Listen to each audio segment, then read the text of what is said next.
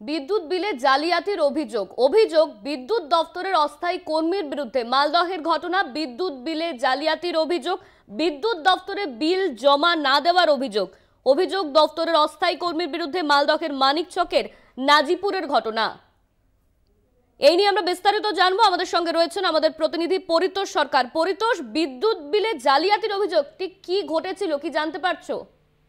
এখন না তোমাকে জানিয়ে রাখি যে ঘটনা মালদার মানিকচকের নাজিরপুর এলাকার এই এলাকার যে সমস্ত বিদ্যুতের গ্রাহক রয়েছে তাদের যে অভিযোগ, এলাকার যে সমস্ত গ্রামের মানুষ যারা পুরুষ রয়েছে তারা যে ভিন রাজ্যে রয়েছে সেই সমস্ত পরিবারকে চিহ্নিত করে সেই সমস্ত পরিবারের বিদ্যুৎ নিজের হাতে করে জমা দেওয়ার কথা বলে সেই টাকাগুলো নেই বিদ্যুৎ দপ্তরের একজন অস্থায়ী কর্মী, এবং সেই টাকা নেওয়ার পর সেই টাকা কিন্তু আর বিদ্যুৎ দপ্তরে জমা করে নিচ্ছেন।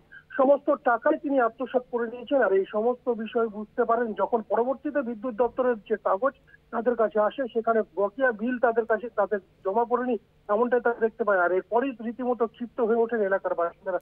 স্থানীয় বাসিন্দাদের অভিযোগ, এলাকার বেশ কিছু গ্রাহক রয়েছে তাদেরকে চিহ্নিত করে এই ধরনের চক্রান্ত ফেলে দিয়ে প্রলোভন দিয়ে সেই টাকাগুলো আত্মসাৎ করেছে বিদ্যুৎ দপ্তরের অস্থায়ী কর্মী। এবং গোটা বিষয় বুঝতে পেরে বিদ্যুৎ দপ্তরের অস্থায়ী কর্মীকে পেয়ে রীতিমতো তাকে ধরে আটকে রেখে বিক্ষোভ দেখান স্থানীয়রা। তাদের যেটা অভিযোগ, সেই অভিযোগের ভিত্তিতে যাতে উপযুক্ত ব্যবস্থা হয় এবং বকেয়া বিল যে টাকাগুলো তার বিদ্যুতের অস্থায়ী কর্মীকে দিয়েছিলেন সেই টাকা যাতে সেই বিদ্যুৎ দপ্তরে জমা পড়ে সেই দাবি রয়েছে তাদের। এই গোটা ঘটনায় মানিকচক থানার পুলিশ জানতে পারেন এবং বিষয়টি জানার তড়িঘড়ি পুলিশেরা ঘটনাস্থলে পৌঁছায় এবং ওই বিদ্যুৎ আটক করে নিয়ে আসেন।